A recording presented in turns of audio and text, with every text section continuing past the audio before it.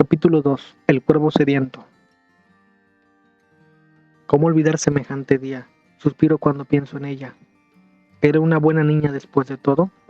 Supongo que no la quiero juzgar. Disfruté de su compañía y de hecho, la extraño. Así que, ¿qué más da lo que hizo? Continuaré con su historia. Claro, pero antes mi presentación. Mi nombre, impuesto así por mis tutores, es Aileen Van Blackout. Sí, ya sé. Suena como nombre de señorita combinado con un mal gusto por el inglés. Espero no se mofen al respecto. Tengo 32 años y llevo viviendo en las calles como vagabundo casi 2 años, y por lo tanto tengo ese mismo tiempo alejándome cada vez más de mi hogar y de mi familia, quizás huyendo de la realidad. Eso por ahora no es de relevancia. Más tarde ese día moría de hambre. Bueno, eso no es novedad. Entonces divisé un pequeño trozo de pan en el suelo, casi intacto, demasiado bueno para ser real. Corrí hacia él como si alguien me lo fuera a arrebatar, e interesantemente así fue. Una ave grande y negra posó su pata sobre aquel trozo y sin decir más, no sé por qué esperé que aunque sea recortado de hombros pidiera disculpas. Alzó vuelo dejándome con la mano extendida. Estúpida ave, ahora moriré. Sí, escuchaste bien, moriré. Esta vez seguro sí moriré de hambre. Me puse a discutir con el viento. Ya es de costumbre perder la razón, y a nadie le sorprende ver a un vago hablar solo. Resignado de rodillas aún me encontraba cuando por detrás escuché una voz femenina un poco ronca y seria. El estúpido eres tú, es un cuervo, un ave de rapiña. ¿Qué esperabas? Volteé con ganas de estrangular a aquella persona. Detrás mío, ahí estaba ella con un semblante de sábelotodo, fingiendo sensatez para después cambiarse a una expresión burlona. Nuevamente un knock que me hizo ponerme de pie dispuesto a ponerla en su lugar. Interrumpí su risa y se asustó. Ambos estábamos listos para correr. Antes de comenzar la persecución dijo: la gravedad no significa mucho para mí. Y me llevé la gran sorpresa de que no huyó en dirección opuesta. Más bien corría directamente a donde estaba yo. Entendí que era un reto. Tonta, ¿crees que puedes burlarme? Eres mía. Alardía antes de tiempo. La mocosa se había deslizado haciéndome creer que pasaría por debajo de mí. Pensé, la misma técnica que usó en el colegio. Qué predecible, la tengo. Me incliné y estiré mis brazos esperando su llegada para sujetarla. Pero en ese momento no sabía lo increíblemente ágil y ligera que esa niña era. Segundos antes de que la tomara y sin parecer que hiciera algún tipo de esfuerzo, se puso de pie y como si mi brazo, hombro y espalda fueran peldaños me escaló sin ningún problema. Aun cuando dio su última zancada sobre mí, se apoyó con más fuerza intentando derribarme. No lo lograría porque casi no pesa nada, pero de lo aturdido que quedé, me dejé llevar y terminé de rodillas sosteniéndome con las 2 manos en el suelo. Lo recuerdo en cámara lenta mientras babeaba de la impresión. Flexionando su rodilla que mal raspaba el suelo y apoyándose con su otra pierna, se levantó tan ligera como una pluma que pareciera que flotaba para después caminar sobre mí, como si todo lo tuviera calculado. Me había utilizado como escalerilla. Una vez que me brincó, literalmente, sacó la lengua tal cual engreída y sin más se echó a correr. Reaccioné y comencé a seguirla. Ella se alejaba riendo. Eso solo me hacía enfadar más. Y después de un rato de exigirle entre jadeos que se detuviera de una buena vez, lo hizo. Está bien, contestó simplemente y ambos nos paramos en automático. Por lo agitado intenté recuperar algo de aire. Después volvió a reír y entonces nuevamente se puso a correr. Me di cuenta que solo intentaba sacarme de mis casillas. De inmediato volví a ir tras de ella. No funcionará, enana. Si crees que puedes hacerme enojar, te equivocas. Le dije luchando por respirar adecuadamente. Pareces exhausto, hombre de paja. ¿Qué edad tienes? ¿60?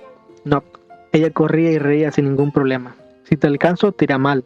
No importa si me meto en problemas. Te enseñaré lo que tus padres debieron enseñarte hace mucho. Solo estaba fanfarroneando. Por lo anticuado que acabas de sonar, seguro deben ser unos 80.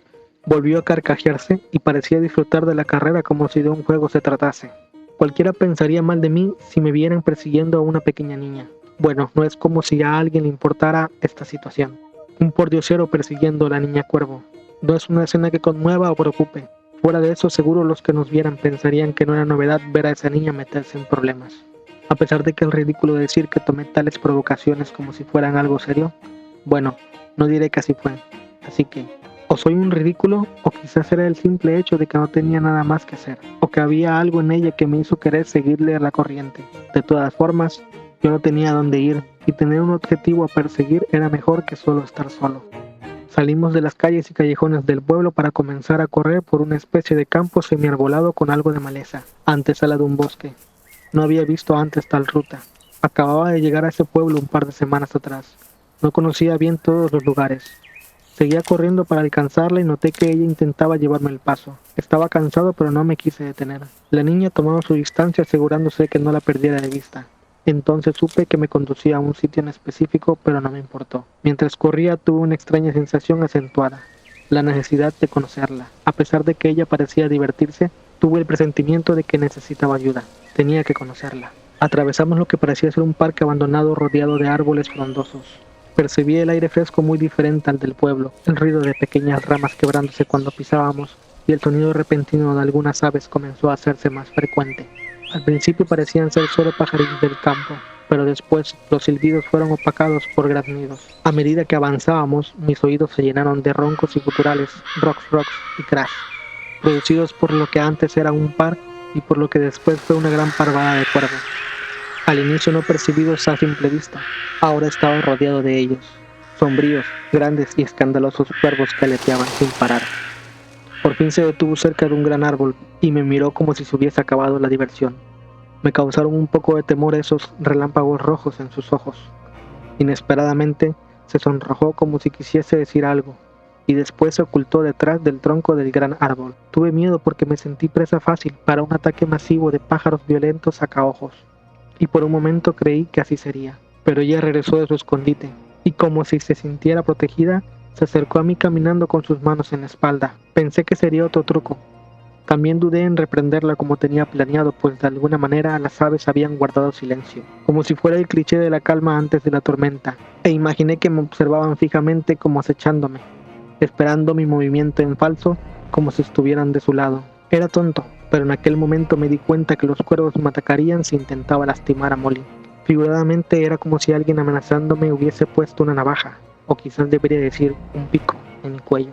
Así que estaba dispuesto a obedecer sus demandas. Hombre espantapájaros, no me caes mal, no tengo nada en contra tuya.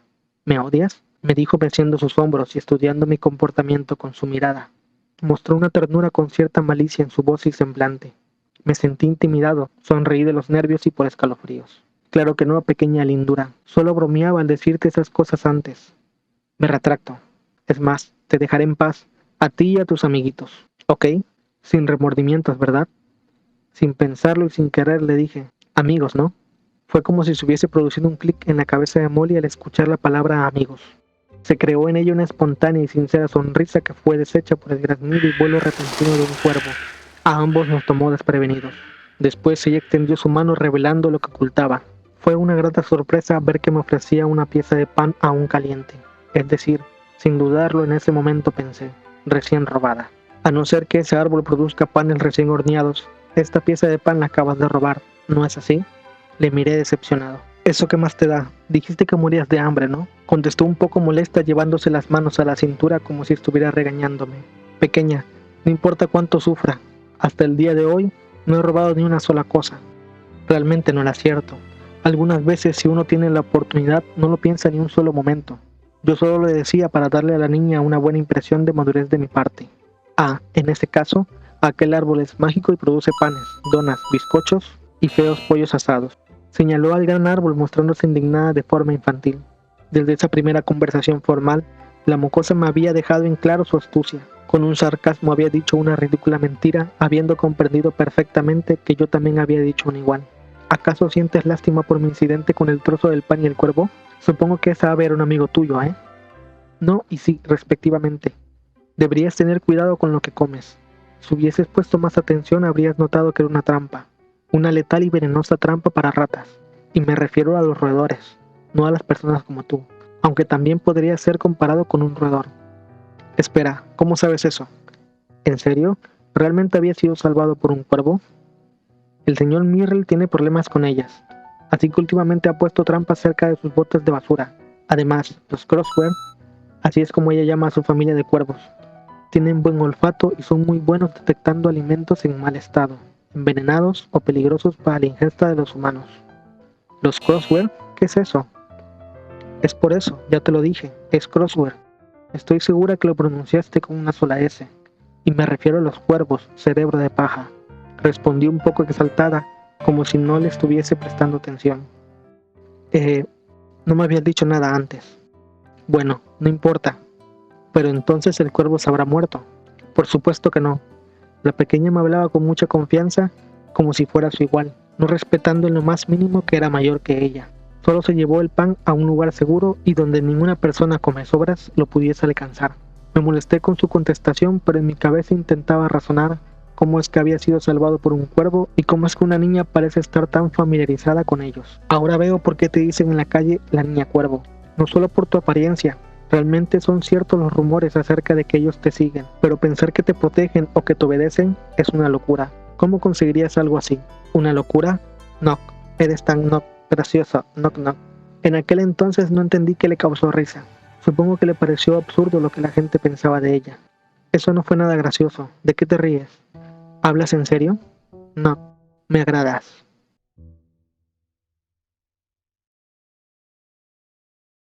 Capítulo 2. El cuervo sediento. Comenzamos con el título. El cuervo sediento es una fábula que originalmente se llamaba El cuervo y la jarra. Fue escrita por un fabulista griego llamado Esopo, del cual por cierto Molly más adelante en algún capítulo hará una pequeña referencia mencionándolo. La fábula nos cuenta cómo un cuervo que tenía mucha sed va en busca de agua y solo encuentra una jarra con líquido hasta el fondo. Al intentar meter su pico para beber de ella se da cuenta que es demasiado grueso y no alcanza a tomar del agua. Entonces se le ocurre buscar un montón de piedras e ir arrojándolas dentro para que el nivel del agua de la jarra comience a subir. De esa forma él puede alcanzar el agua y beber de ella.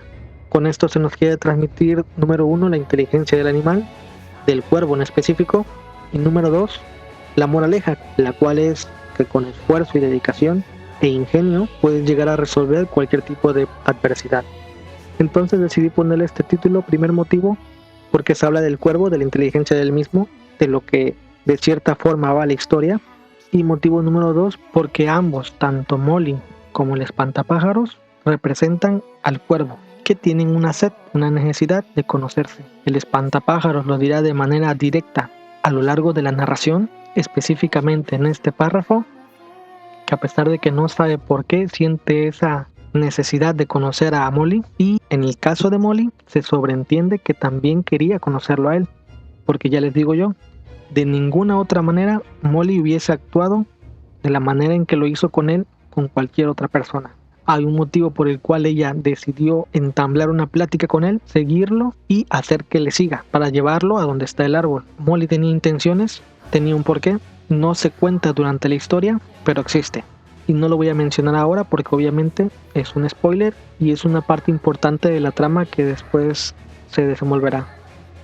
Aquí quiero mencionar algo curioso e importante, y eso es que a lo largo de la historia tampoco se nos va a mencionar el pasado de los protagonistas, ni del espantapájaros ni de Molly. Solo sabremos lo que menciona aquí en esta pequeña parte, que dice que se está alejando de su familia y de su hogar, y lo que también vemos en la hipnosis, que menciona que es un hombre que abandonó a su familia por ciertas circunstancias que carga con gran remordimiento. Creo que la mejor explicación de esto la da un usuario que le hizo una review a la historia, que las estaré poniendo en pantalla, la parte donde él habla de esto, y creo que lo hizo usando las palabras más adecuadas habidas y por haber. Bueno, continuamos con la siguiente frase.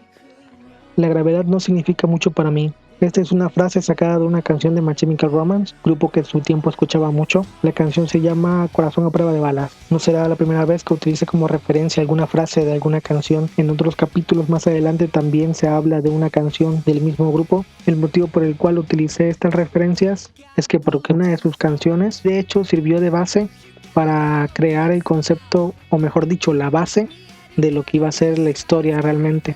Y aquí Molly decide utilizar esta frase para hacer referencia a una de sus cualidades más sobresalientes, y eso es su habilidad, que aquí mismo se describe. Creo que cuando hablamos de Molly hablamos de un personaje que tiene sus estadísticas en agilidad muy alta. Al menos esa es mi intención, que una de sus características principales sea la agilidad. Como anécdota les puedo contar que en una ocasión estaba escuchando una de sus canciones que se llama... Y mientras oí esa canción es cuando nace el concepto original de la historia. Según yo, quería narrar cómo un hombre que exploraba un bosque se encontraba con una pequeña niña con apariencia de animal. Es decir, iba a tener una morfología parecida a la de un cuervo. Literalmente iba a ser una niña cuervo. Entonces él, fascinado y atraído por la criatura, se la llevaría a su casa para cuidarla. Y a partir de eso comenzaría a sentirse muy atraído por ella, de una manera muy obsesiva, a tal punto que rayaría en lo paranormal. Después de esto, en algún momento, el hombre iba a tener un accidente que pondría en riesgo su vida, y al intentar pedirle ayuda a la niña, esta simplemente lo iba a ignorar y se iba a ir. La idea era que la niña se comportara como un animalito, como un pajarito común y corriente sin más, que no presentara emociones humanas y que en ningún momento sintiera empatía por el hombre, mientras que el hombre denotaría una obsesión, como ya dije, muy grande por el cuidado de la niña y un cariño muy excesivo. Al final tenía pensado hacer que, a pesar de que el protagonista muriese prácticamente, seguiría insistiendo en que quería a la niña, mientras que la niña simplemente se iba. Otros detalles más que iba a agregar era que, por ejemplo, la niña no hablara, simplemente se limitara a hacer pequeños ruidos y ya. Esa era la idea original, y mientras lo escribía terminó siendo algo mucho más complejo, y de las 5 o 10 páginas que tenía en mente, pues se hicieron demasiadas y se salió de mis manos y terminó siendo lo que ahora es la historia. Se alejó mucho de su concepto original, pero aún así me siento muy satisfecho. Ok, en este punto me gustaría hablarles acerca de las imágenes que estarán viendo a lo largo de la historia. Yo las hice, uso el programa Macromedia Flash, pero quiero aclarar algo muy importante. Yo no me considero un buen dibujante, creo yo más bien que sé editar medianamente bien, sé usar las herramientas de los programas y por ello es que puedo hacer este tipo de imágenes que al final la verdad quedan bien, quedan muy guapas. Pero yo lo que hago es utilizar modelos, es decir, tomo una captura de un anime que me guste, por ejemplo en este caso de Monogatari Series de Shinobu, que es un personaje que me encanta, que por cierto es el único motivo por el cual vi todo Monogatari Series, Shinobu, y decidí hacer a Molly basándome en su modelo, porque yo como dibujante, entre comillas, no sé hacer la morfología estilo anime, es decir, el cuerpo, la forma, la cabeza, esas cosas a mí no me salen del todo bien. Entonces lo que yo hago, como ya dije, es tomar una imagen de referencia, una captura de pantalla, y prácticamente lo que hago es igualar esa misma forma, esos mismos rasgos y editarlos para darles características de acuerdo a personaje. Cambiaré el color de cabello, cambiaré la forma del cabello, cambiaré la ropa, cambiaré los ojos, el tipo de ojos si quiero, la expresión, podré hacer lo que yo quiera a partir de tener una referencia. Entonces, pues claro, al final, cuando no son muy elaborados, terminan teniendo mucha similitud con la imagen en la cual me basé, como es en el caso del espantapájaro. La imagen que estarán viendo en pantalla fue hecha como por 5 o 6 bases distintas. Eso quiere decir que el brazo fue sacado de un personaje en cierta postura, el torso fue sacado de otro, los pies fueron sacados de otro, la ropa yo la hice tal cual desde cero, no encontré una ropa igual en ningún lado, ese fue ingeniármelas para crearla así. La cabeza fue sacado de otro molde, el cabello yo lo hice, el sombrero fue sacado de una imagen real de un sombrero, los ojos también son sacados de otro personaje, la expresión yo se la hice también porque así me parecía adecuada, y así sucesivamente. Y entonces termina siendo una especie de Frankenstein con múltiples referencias y que es totalmente irreconocible. Entonces quería señalar eso porque, insisto, no me considero un buen dibujante, más bien un buen editor, pero pues eso quería dejarlo en claro. También con el tiempo he aprendido a hacer diseños por mi propia cuenta, como lo son los chibis, que son más fáciles, morfológicamente hablando. Hacer un chibi es mucho más sencillo que intentar hacer un personaje tan complejo como lo serían este tipo de dibujos, ¿no? Lo difícil de eso realmente son las proporciones, de los cuales no soy muy bueno haciendo.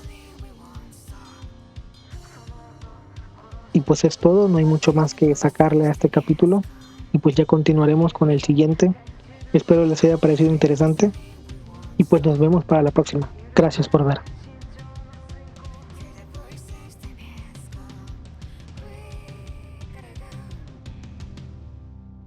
¿Eso qué más te da? Dijiste que morías de hambre, ¿no?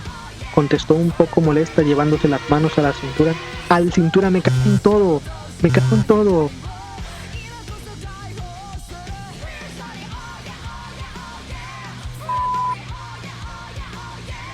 Joder, qué difícil es grabar hasta ahora.